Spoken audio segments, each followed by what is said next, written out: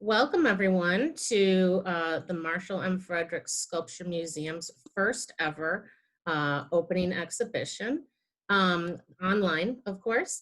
And also a special thanks to our exhibition sponsors, the Henry Luce Foundation and the Michigan Council for Arts and Cultural Affairs. We could not show these wonderful exhibitions without them. Just a final Zoom review. Again, during our presentations, I'm told that if you click out of full screen, you can access the chat function. And that will be good because, again, you can ask questions via that chat function. We'll do our best to answer technical questions in real time.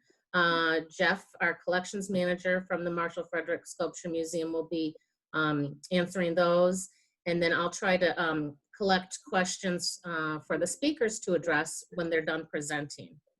And just a quick note that we are recording tonight's opening reception so that those that weren't able to make it, that they'll be able to enjoy this later. And then here's just a quick overview of our reception tonight. Of course, feel free to enjoy your hors d'oeuvres and drinks throughout.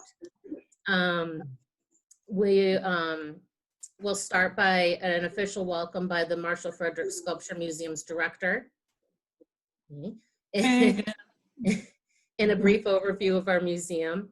That will be followed by two short presentations, one by Jennifer Nava-Milliken, Artistic Director for the Center for Art and Wood. And Nava was waving. And then also followed by Andy McGivern, who was the curator of this fantastic exhibition.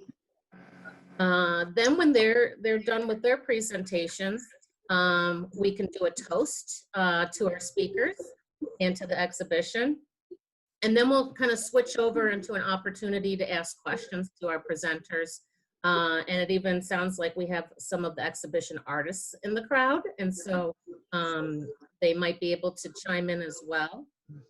Again, we'll see kind of how that goes and whether or not we, you know, you can type in your questions so you don't lose track of them. And then I can help share those questions with our speakers. If you have not yet had a chance to explore the exhibition online, I encourage you to do so when we're done. But without further ado, let's get started. So as I mentioned, my name is Megan McAdow. I'm the director at the Marshall Fredericks Sculpture Museum. There's a photo of our lovely museum, and we often get the question of what inspired our logo there. And so I think you can see that the beautiful architecture that houses our collection inspired that. And we are located on the beautiful campus of Saginaw Valley State University here in Michigan. And we are home to many of the wonderful artworks and the legacy of America's public sculptor, Marshall Fredericks. And you can see him there on the left with one of his most iconic sculptures, the Spirit of Detroit. We have over 200 Marshall Fredericks sculptures on permanent display in the museum. My apologies, those images aren't great. It's a really special place, and I encourage you all, once we reopen, to come visit us in real life. But until then, we're trying to offer as much as we can to you virtually online. And we also have a reconstruction, if you will, of Marshall Fredericks Sculptor's Studio. After he passed away, he donated the contents of his studio, and so we put it back together in our museum. We also have the Artists' Archives, which is an amazing resource for us, endless information and opportunities there. We also host around 4 different temporary exhibitions each year, including this Explorations in Wood. And we develop and deliver education programs, events, so much more. So, and just lastly, again, we're closed physically, but we are open online. Our team has been very busy, working overtime to engage people in any way that we can right now. So we have our main website, which is marshallfredericks.org. And on there you can get lots of history, our virtual tour. But we also have a new website. We're calling it Museum Musings. It's at marshallfredericks.net. And that one has this online exhibition. It has art activities. Our collections manager, Jeff, has been doing a weekly blog post of things he's culled from the archives. And we're just adding to that constantly. So check back often, and to get the latest updates, follow us on our social media and share us with your friends. Okay, so I'm going to stop my screen share and introduce our first speaker, Jennifer Nava-Milliken from the Center for Art and Wood. And we're going to give her a moment to share her screen. Jeff, if you can hear me, I don't know if you need to switch her over to the host.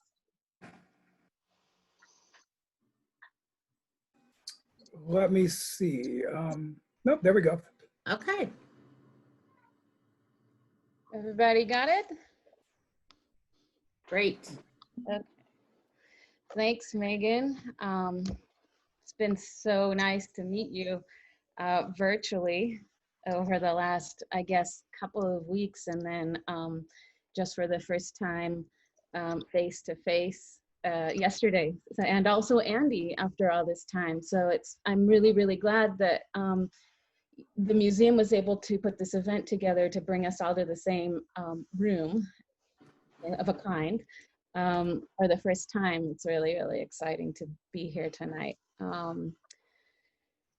In the course of speaking with Andy again for the first time, even though this is not the first time that I've seen the exhibition, I was able to see it physically at the Banos Museum in September. It was clear to me how Andy's passion and appreciation for art in wood really permeate all of the collections that form this exhibition. And though those of us who are closely associated with the center already have a built-in and deep appreciation and love for the treasury of the center's permanent collection, Andy understood the possibility offered by the chance to tell this story and the important representation of that field that's held by the Center for Art in Wood. So I can't express my appreciation enough. Also, I need to mention two things. First of all, we're indebted to the Luce Foundation, which supported this tour and made possible its travel to 6 venues over a period of 5 years. And I say 6 because the Center for Art in Wood is actually going to be the final venue. It's planned for 2022. That at least was the plan up until a couple of weeks ago, when everything kind of turned upside down, but it will be on view at the Center for Art in Wood. So Andy, we will be speaking with you about that in the near future. I also wanted to thank several members of the center's staff. First of all, the center's director emeritus, who is here among us, who of course was worked closely with Andy at the time of the organization of this exhibition. I had not yet made my appearance on the scene. So Albert, I'm sure we'll be hearing from Albert later on. And also members of the center's staff, particularly Karen Schoenwald, who is the center's registrar. I know she devoted considerable work to the exhibition and organizing it on the side of the center and working closely with Andy throughout the process. So say hello and thank you to Karen before you leave tonight. And also here, I think I see the managing director, Fred Kaplan-Mayer, and the center's community engagement manager, Katie Sorensen, who I believe was also, both of whom were around and helped this organization come into being, at least on the managerial side. So a big, big thank you to all of them. So I have just a few minutes, so and I was charged with kind of giving a contextual underscoring of the exhibition. So I'm going to kind of rush through so we can get to Andy, so we can give him a chance to talk, because we all want to hear from him.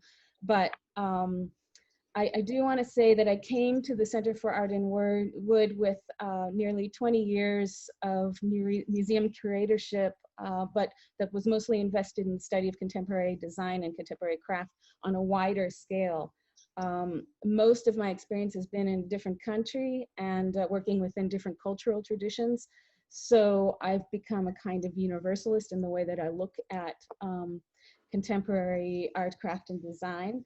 And looking at human-made objects. So when I arrived at the center almost 2 years ago, I can hardly believe that it's been that long already. I had to change my way of thinking and to start thinking specifically about the creative potential of one material and how to encourage others to see what we see in it. So a few statements about wood. It's one of the very first materials used by humans in the making of tools and shelter, in the making of amulets and spiritual objects, for amusement and also for practical production. If you think of the long relationship between humans and woodworking, you start to realize the immensity of the possibility that it contains. Today, we continue to appreciate wood in art or in the production of functional objects for its material properties, also for its beauty and its sensuality, for the fragrance that it emits, and its stunning figuration and grain patterns, and for its color and its texture. It's also meaningfully one of the few renewable natural resources on this planet. So that's something really significant as we continue to steward our world, to think more and more about that aspect of the material and its conservation. We also look to the material for its narrative and conceptual qualities. A tree is a document recording its history and its very cells and grain. In wood, we can see times of abundance and times of privation. We can see disease and the traces of parasites. The grafting and the spalt and the burl all result from natural phenomena that offer inspiration in turn to artists and makers. Now about the center. The Center for Art in Wood is based in Philadelphia. It's situated in a neighborhood called Old City. Show of hands, if you know how to use that function on Zoom, how many have been to the center physically in Philly? We'll talk about that later. Okay. Old City has seen ongoing residency and trade and industry since before its founding in 1648. Though the center defines its community as international in scope, we derive so much from our local context and the surroundings in the neighborhood in which we take part. Being in Old City immerses us in this 350-year legacy of artisanal production. At one time, the streets of Philly were paved in end grain blocks. So this history backgrounds every single project that we do, whether it's an exhibition on twists on traditional furniture or an exhibition that explores intersections between new media and video and traditional craft. Now the center is in its 35th year, and so among its resources are a temporary exhibitions program, and we tend to organize around 5 or 6 changing exhibitions per year. Some of them tour to other venues. We have a library and archives, including tens of thousands of files that are maintained on artists. We have publications and documentations of our work, educational programs and community outreach, including hands-on workshops for makers of all skill levels. We have an annual international residency program, now meant to be in its 25th year. We have a store that is on site, but it's also very active online, even now, just pointing that out. And in the store, we carry handmade wooden objects of art and design, many of them by local makers, but some of them by international makers. And we also have our permanent collection of works in art, craft, and design. I'm going to add to this, to our list of resources. Most recently, we added the Woodshed, which is a satellite internet site and platform, which we launched, it seems like years ago. I think it was maybe 5 weeks ago. And it's on the Woodshed that we are diverting all of our public programming. So on the Woodshed, you can find exhibition tours, stories from our archives, information about works in the collection, craft demonstrations, a coloring book featuring works in the collection, yoga exercises for makers, and more. And we continually add, just as we would program our beautiful space that you can see here, we continue to program the Woodshed for the time being.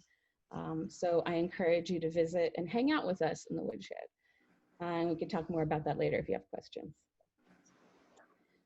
So looking back a few years, the Center for Art in Wood grew out of a series of symposia and exhibitions that were held between the years of 1976 and 1986.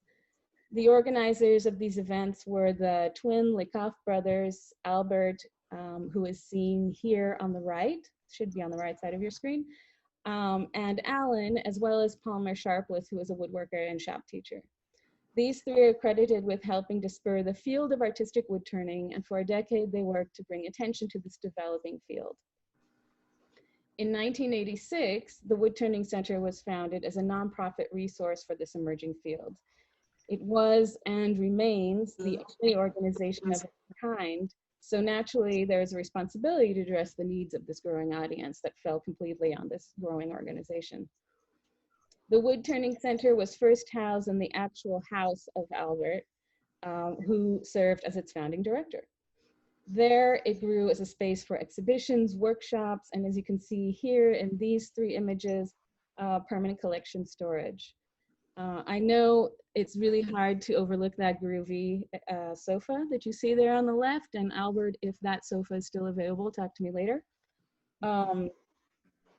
But if you look at the shelves, you can see, and I can't activate my cursor to show you, but if you look closely at the shelves, on the lower shelf on the right side, you'll see, for example, Michelle Holtzapfel's Fish's Vase. You'll see on the second shelf down on the left, a work by Stephen Hogbin, a Canadian thinker and artist. And then on the third shelf down, you see works by the British influential writer, thinker, design pioneer, David Pye. And so, and then next to the groovy sofa, if you look to the left, you'll see on the floor a work by Skip Johnson, which is really fantastic. So all of these works are part of the center's collection to this day, and they provide the kind of foundation for the collecting and scholarship of contemporary art in wood.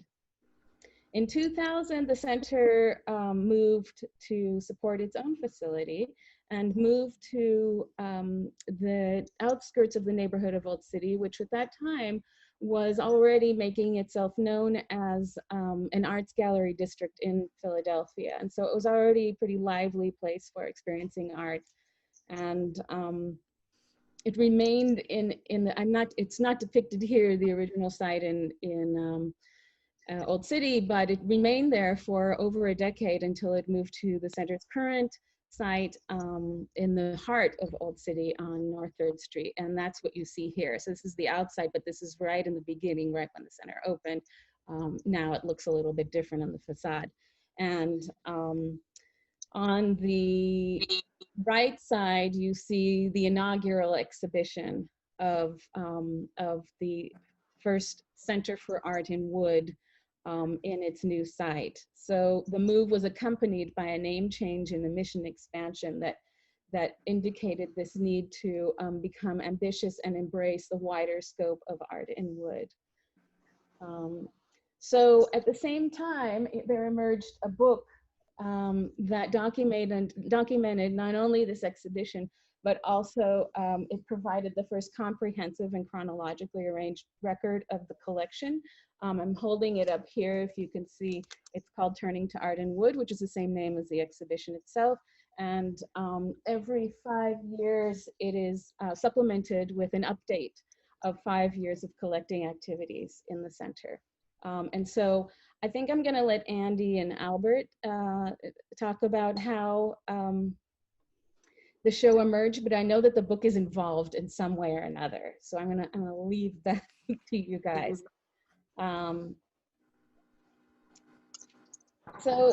This is a look at the open storage space. It's a few years ago, but it is relatively similar to how it looks now. This is where most of the permanent collection of the Center for Art and Wood is housed. So it now comprises more than 1,200 works dating from the early 20th century to right up through 2020. It documents the growth of the field in the later half of the 20th century, and at least 90% of the works in the collection date after 1980.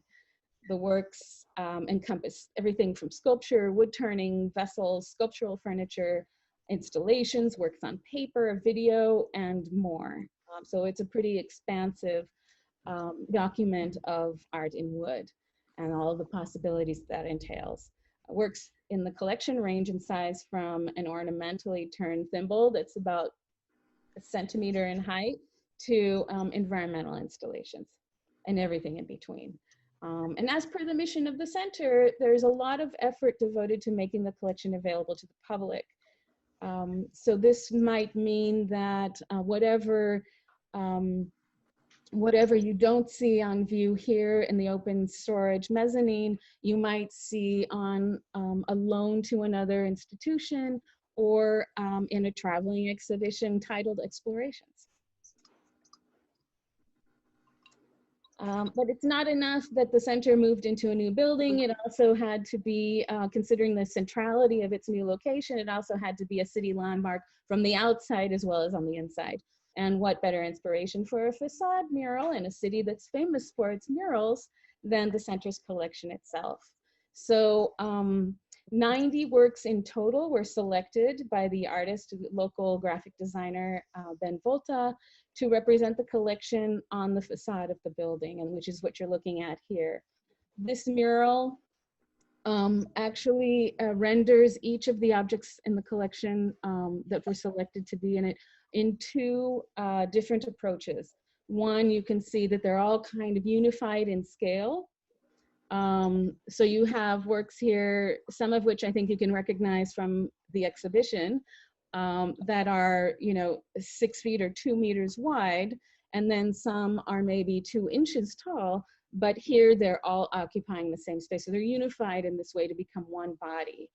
There is another rendering of each of the objects in the collection that's maybe less obvious to identify, and that is, you can see these brown lines running through. That is actually vector stretching of the outlines of each of the shapes of the objects. So they're portrayed in silhouette and also in outline, but then the outline is manipulated and the result looks like a kind of a wood grain that provides a nice texture to the surface of the building. So in these two ways, abstracting the collection in these two ways, he's brought them together to represent one body. So I've just selected 5 works that you'll see in the exhibition, and I know that Andy's going to talk about a lot more. But Explorations is, I believe, 78 works by 69 artists representing 4 nationalities. What I will say that taken as a body, all of these 78 objects really speak to the surprising diversity of wood. If the expectation of art in wood is that it's all round and brown, the show trounces on that trope and is actually a display of the endless material and conceptual properties of wood that are mined by today's artists and makers, many of whom I'm so excited to see joining us. Fittingly, Andy selected 2 pieces by legendary master wood turner Bob Stocksdale for the exhibition. Stockdale's work continues to hold the benchmark for wood turning skill and virtuosity, and its restrained mid-century modern forms have exerted a profound influence on artists and designers for over 50 years. Of course, Bob is no longer with us, but his legacy remains, and you can see it here in the ebony wood bowl from 1981. This vessel's impossibly thin walls are a testament to his virtuosity. And the subtlety of the distinct yoked curve in the rim of the bowl, which was actually a design feature in many of his works, and the artist's unique ability to draw out the singular character of each piece of wood, set it apart and make it an object of wonder and intense beauty. And I never tire of looking at this vessel. This is one of the most aspirational and inspiring pieces that I treasure from the collection. So that's why I mentioned it today. Frank Cummings was a pioneer in mixed media wood turning, and he threaded and embedded stone, fine metals, bone, and other unconventional materials in his intricately carved fretwork, which is for what he was most known. Nature in Transition is incredibly ornate, and it actually demands a 360-degree study. It's unfair for me to say that here, but it's really hard to look at it in this image because I just want to walk around it and around it. So hopefully when the show opens, some of you will be able to go see it in person. Cummings turned across the section of cork oak in order to make this piece, and then he painstakingly carved through the cambium level around the top, and then encircled the entire vessel with inset bands of ivory and gold. But so you see an entirety of wood piece here from pith all the way to bark, and that's just extraordinary. There's intricacy in his work, but in adding other materials, he doesn't lose sight of the distinct qualities of the material itself. And this is such an important, unique factor in working with wood. You're not working with a blank canvas or a ball of clay. You are considering a material that isn't going to give up its history for you that easily. And some of our most memorable artists in this field have found ways to share their stories with those of the materials. For a long time, I would look at Frank's work and I would think about the inlays and the intricacy of the carving, but it's recently that I've started to really pay more attention to his sensitivity and his treatment of the features of the wood itself. And that's added a lot of layer of depth for me in encountering his work. This is a work by Ted Hunter. The scale is really deceptive when you look at it in image. If you've seen it in the show, you know that it's actually almost 2 meters across. So it's kind of scaled to the body in many ways. His work represents a collaboration between nature and machine automation, and this incredibly complicated process that went into this work comes from that. I understand from reading about the artist that he designs and builds a new machine for every single work that he would make.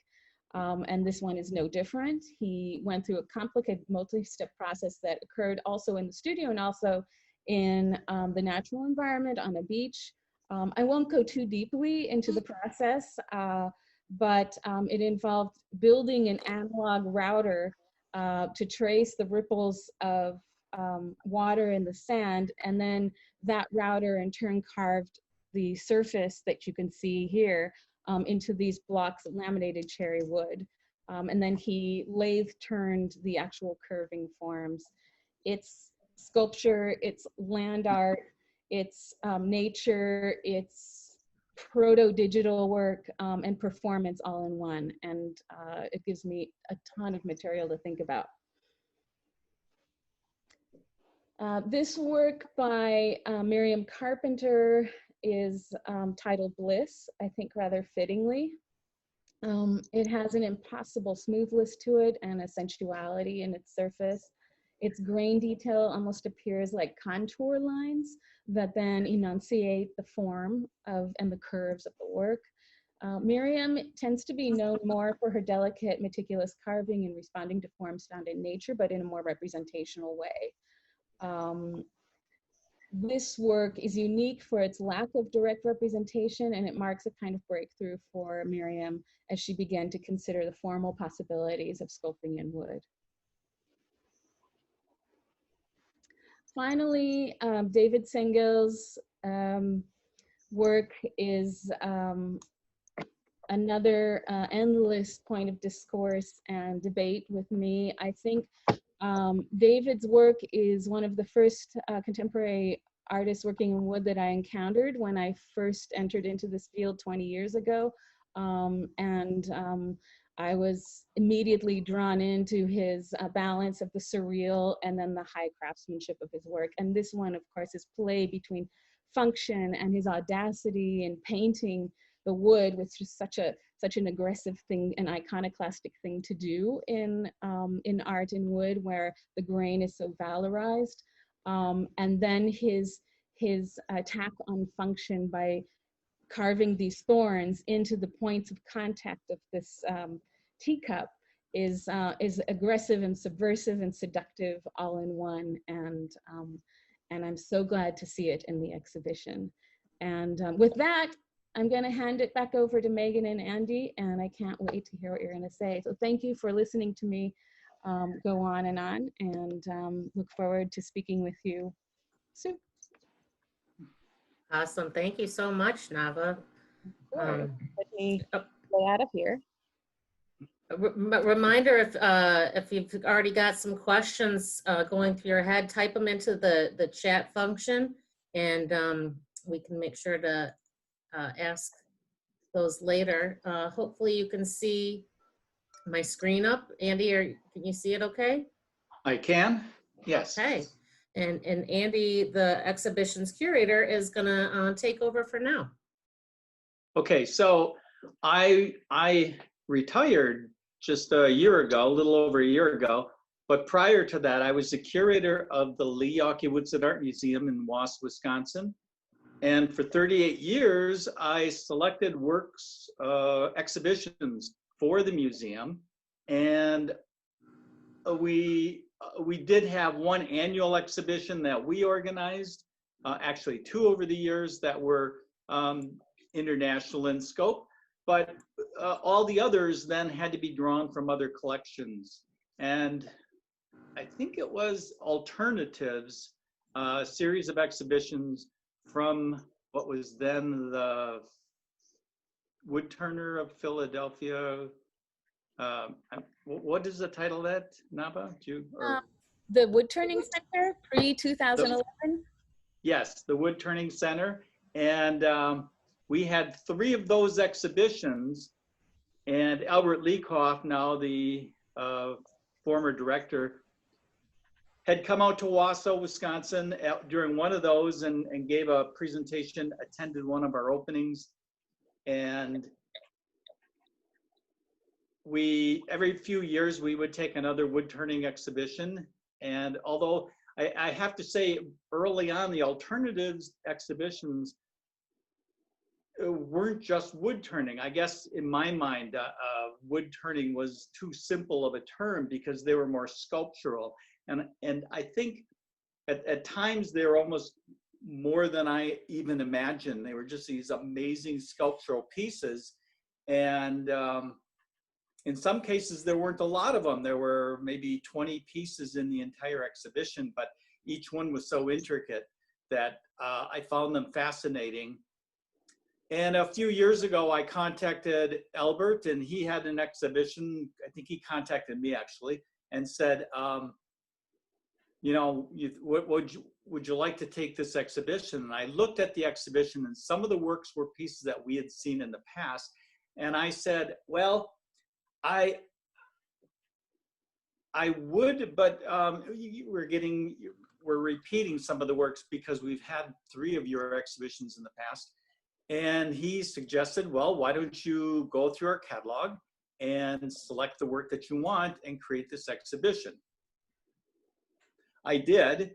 I got the catalog, and there were supplements, and eventually I had Post-it notes, and I was going through, and I don't know how many pages there are, but it's a very thick book. And I'm Post-it notes. Yeah, it's Post-it notes all over the catalog. And then eventually I found they had a collection online, and I kind of like the old slides where you could set up your slides in a row and figure out, you know, push some off to one side, bring some others in. Eventually I was just capturing all these images, pulling them up on my screen, and developing this exhibition.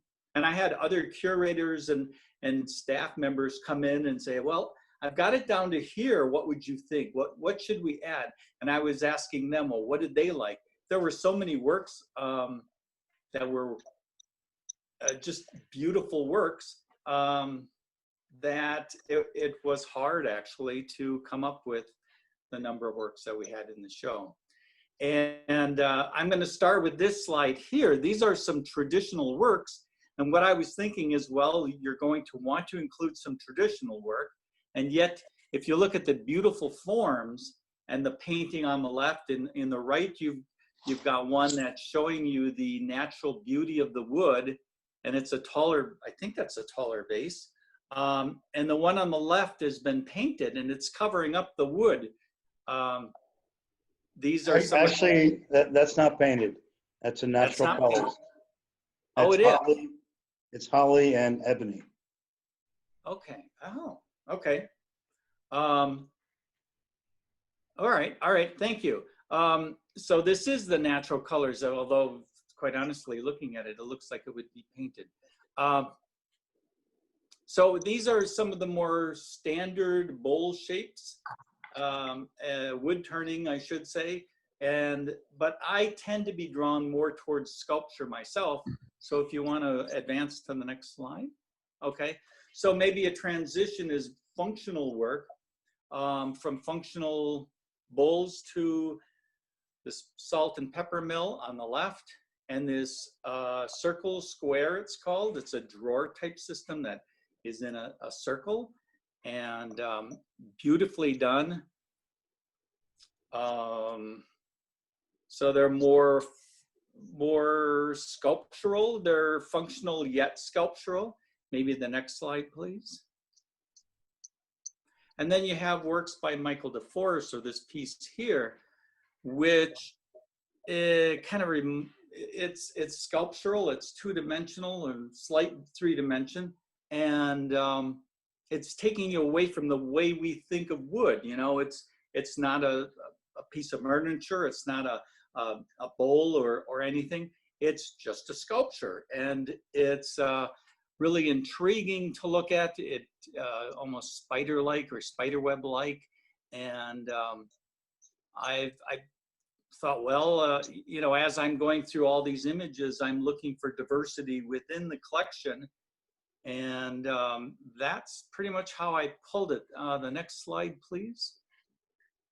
And something as elegant as this, you know, you can place this on display in the gallery, and most people wouldn't even see it because they'd look at the outer form and they wouldn't see what's going on the inner form of the rod running through and the circle there, but really elegant, and yet it's sculptural and it's wood, and I found it to be quite fascinating as a sculpture.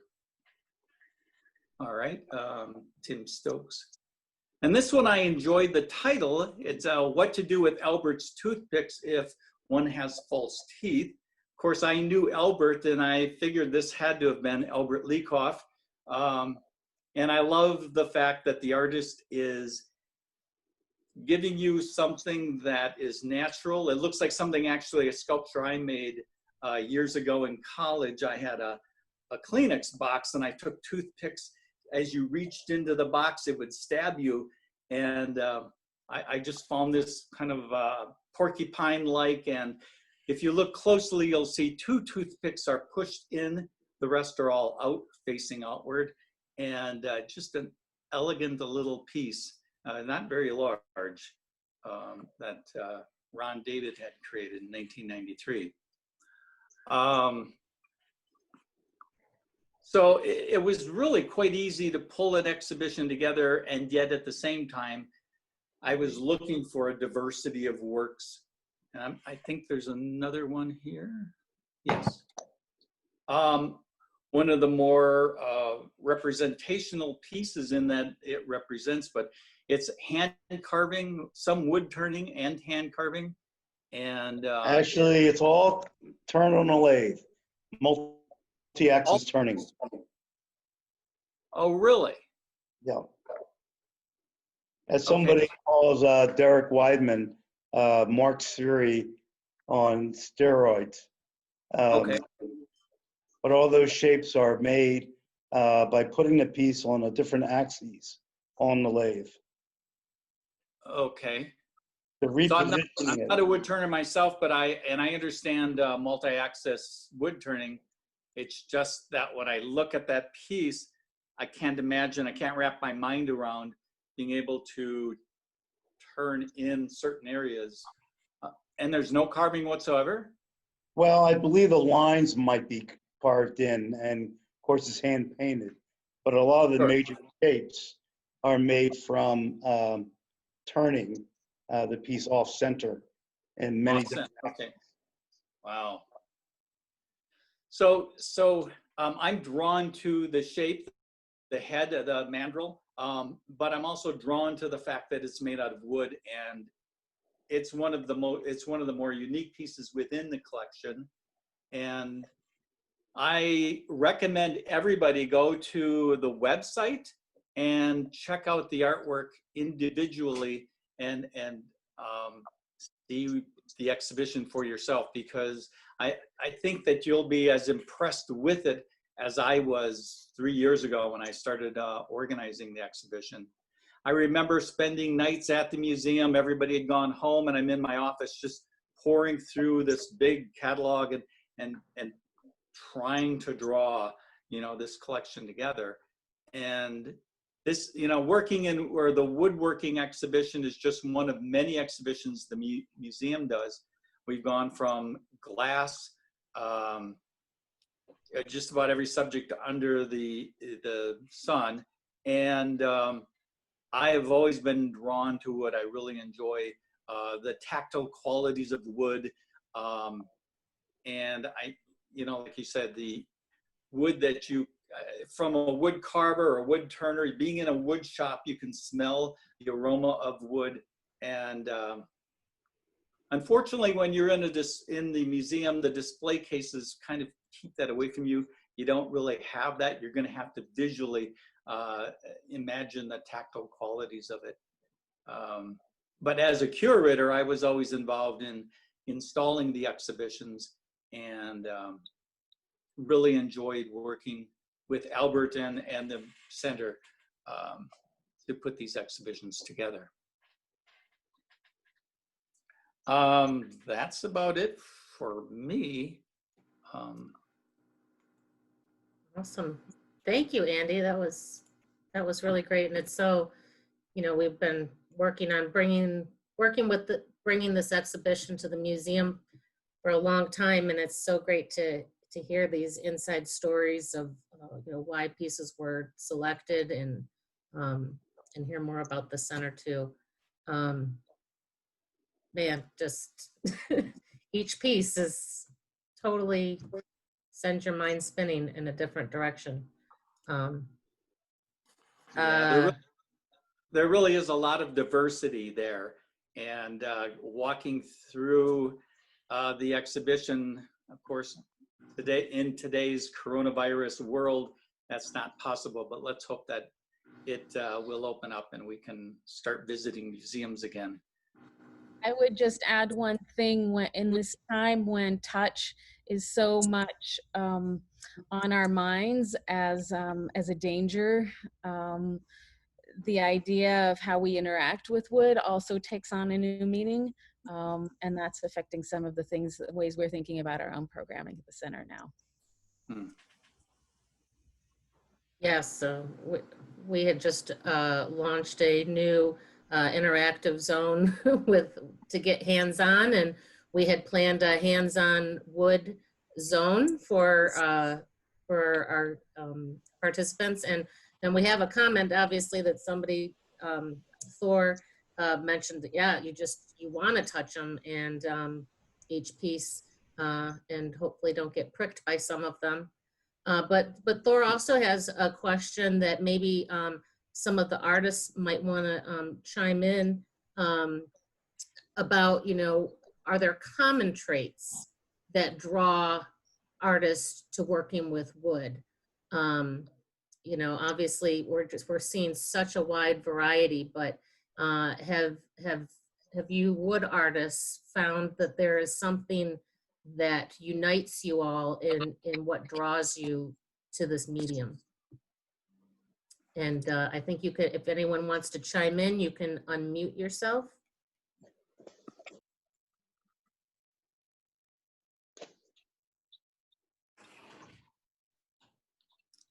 I know we've got some artists. All you have to do is click the little red microphone on your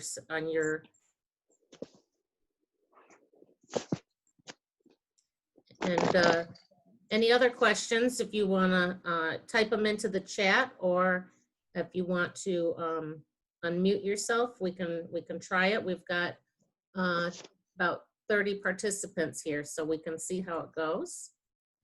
Well, I just unmuted myself. Can people hear me? Wonderful. Max, go for it. Yeah. It's funny how I got into wood. It was through music. I started as a luthier, building guitars, and so I ended up with a lot of wood. And I never, it wasn't the wood it was the music that drew me to the wood. Interesting. And the wood then took on its own, well, I don't want to say it's life, but it attracted me. And so I started working just in wood to make things because it was a good material to make things. And I've since kind of moved out of that, but that's where I came. That's how I got into wood, and why I think that it has attracted me. And it was interesting that, having not really intended to be a woodworker, I ended up as one. That's my comment. Yeah, I suspect that there might be quite a few wood artists that stumbled upon it and didn't seek it out initially, and found their way through a different side or back door. Does anyone else want to comment or add a question? Well, one of the nice things about working with wood is if you make a mistake, you can always put it in the fireplace and get a little warmth out of it. Nobody has to know, right? Has anyone actually done that? Oh, many a time. We have a very good woodworker that at SVSU that is kind of incognito. He's a groundskeeper, but he builds guitars, and it takes him, I think the last guitar, he showed it in one of our exhibitions, but it took him almost 15 years to build this amazing guitar. And on the side, he does little carved animals and all kinds of really cool wood pieces, but he also started out, his first passion is to make stringed instruments, and they're absolutely phenomenal. Well, there you go, Max. Another entry through music.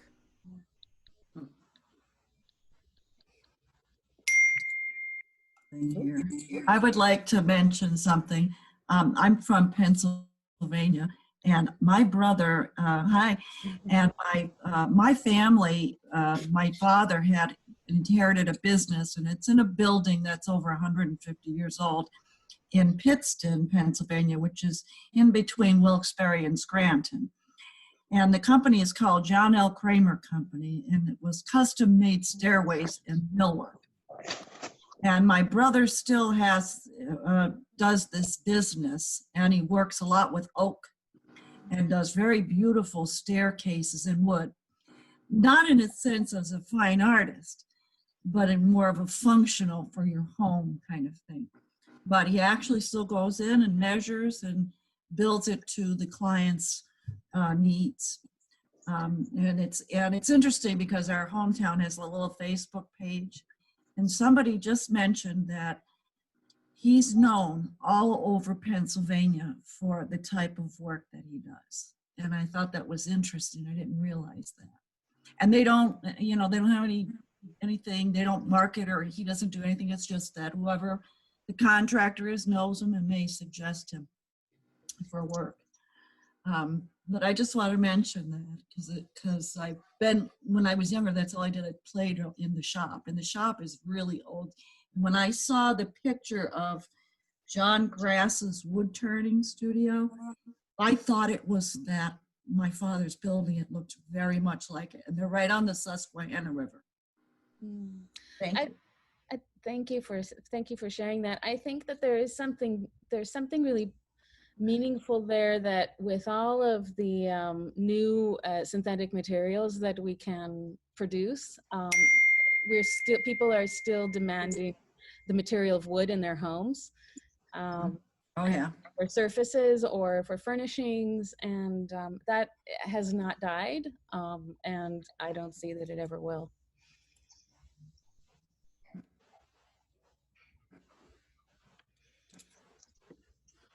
I agree. Anyone else have any comments, questions? I'm sure everyone has, if they think about it, some story or memory or connection to wood. Like Andrea said, it could be something from a home or a building that, yeah, it's something that just somehow, it's a material that speaks to us all, whether it's, you know, living or manipulated by humans. Anyone have any other comments or stories? Yes, Joanna? I just realized I remembered my Uncle Paul. He likes to whittle and carve in spare time, but when I was much younger, he made a silhouette of my face when maybe I was 7, for me, out of wood, and I think I still have it somewhere, but that was a very fond memory of mine that he did. Nice. Yeah. I see some of the comments Yes. are circulating, and there's a lot of mentioning of process, and I would love to hear from some of the artists who mention that process drives them in their work and inspires them.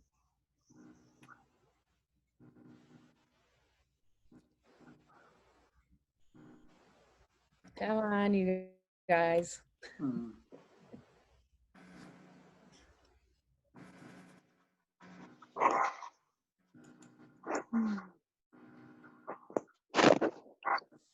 Okay, well, I'll jump in here. It's Betty Scarpino. Hi, Betty. I'm sort of relaxing in my chair here. It's always been about the process for me. When I first started, I was working as a computer programming, learning how to do computer programming. Took a night class in woodworking and fell in love with it because of the process. The wood is warm, it responds to the tools, it responds to my hands, and it just seemed like it was meant to be worked. And usually when I'm finished with whatever I'm working on, then I'm kind of done with it. I can give it away, sell it, let it sit on the shelf. But for the most part, it really is all about the process. And your relationship with the process, is that something that is progressive or more repetitive? Meaning, like, once you've kind of tackled the challenge, do you feel the need to move on and leave that behind? Or are you able to go back to it and kind of, I mean, I guess, is it more of a meditative relationship or of a progressive relationship? The sanding is meditative. There's no doubt about that. All the woodworkers are laughing. To me, the process is so much more satisfying and rewarding in some ways than life itself, because I can take something, a raw piece of wood, make something out of it, and have an influence on it, and be happy with the result. But in our lives, For instance, like I have 2 children. They're born just perfect people, and then I proceeded for the next 18 years to ruin them. And it's kind of frustrating sometimes. And that's not the case with woodworking. I can take a piece of wood and make it into something that is very satisfying and rewarding. Betty, I think Susan Pack from Hemlock, Michigan. I'm a mixed media artist and I work in clay and found wood objects. I find that I've also participated in the Marshall Fredericks Sculptural Biennial. Hopefully I'll be there again. I find that the process is fascinating because it's time spent. You're unaware of the time spent carving into leather hard clay or working with found objects. I collect burls and I walk through the woods behind my house with a saw and a big bag and I collect burls. But just the process of letting that idea simmer, and sometimes you don't know you have an idea until you're actually working with that material. And then once you get that idea, sometimes you don't know when to stop. It's like, when am I done with this piece of sculpture?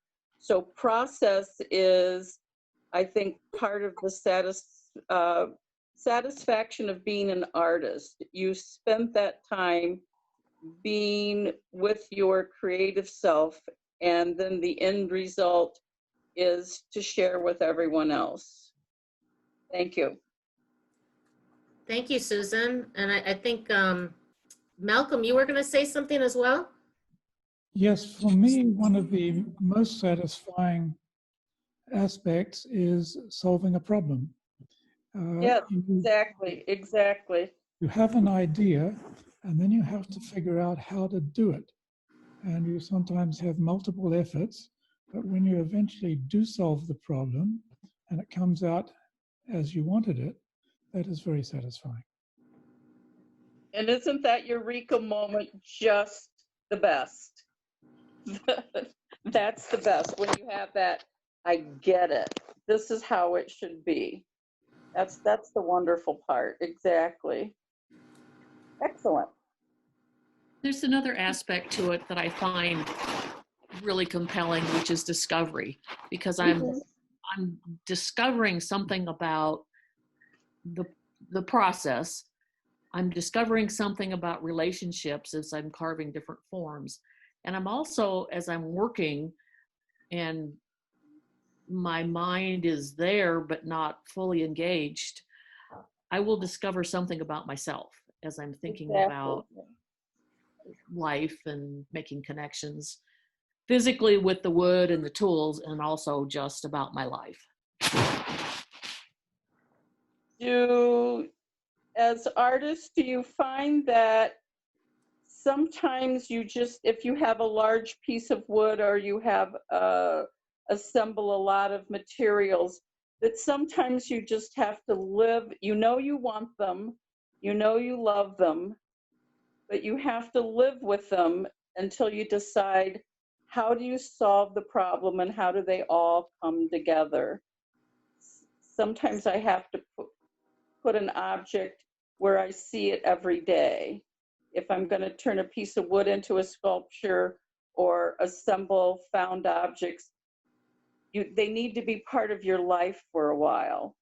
And then all of a sudden it's like, I get it. This is what they're supposed to do. I don't know if that's true with any of the other artists that have to just to live with the materials for a while.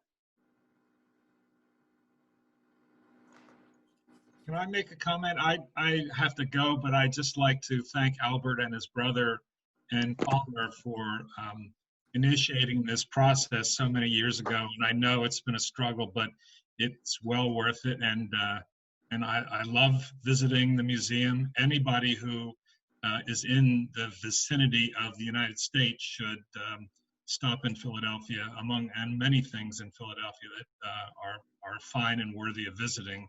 The center is definitely one of them. And again, I just want to thank you. And I'm not sure, I've never met your brother. I did meet Palmer many years ago, and he got me my lathe when I stopped in at one of the Turner meetings. And it's been a joy ever since. And again, thank you. And everybody should not to think about death, but think about leaving money to the center in whatever form you may actually be able to do now or in the future. That's my bit. Thanks a lot, Albert. Thank you, John. Thank you, John, for joining us. Thank you. Well, I don't know if anyone else has any final comments. We're nearing about 8:15. If not, I'd like to do a final toast at our virtual exhibition opening reception to Albert, the center, Nava, Andy, Karen, all of the Marshall Fredericks Sculpture Museum staff, Jeff, Lori, Joanna, Andrea, all of you for joining us tonight. The artists, thank you for sharing your work and your passion with us. And everyone else, just thank you for joining us and learning about this. Definitely go to the center's website and check out their woodshed. Go to our website, check out Museum Musings, and then spread the word that there's all of this really cool stuff for people to enjoy. So cheers to all of you. Nava and Andy, did you have any final comments? Just thank you so much for being a part of this story. First of all, Andy, for initiating the story, and Megan for and the Marshall Fredericks for bringing this story to the museum. So excited that it's enjoying so many new iterations at each destination. And while I'm mentioning that, I know that Jason Dake was somewhere on here, and he was the coordinator at the Denos Museum, which was the previous venue. So we've got everyone here. So it's really, really lovely to see so many familiar and then new faces here too. And it's just a thrill to meet you all. So thank you. I'd like to say thank you. This is my first virtual reception, and I found it interesting. A little easier to talk in person and with the artwork right next to you, but I enjoyed it thoroughly. Thanks. Thank you, Andy. And I did forget, I checked in with Karen before this, and I do have some hopefully exciting news that, of course, we don't know when the Marshall Fredericks Sculpture Museum will be able to reopen. But the Center for Art and Wood has graciously extended our loan of this exhibition.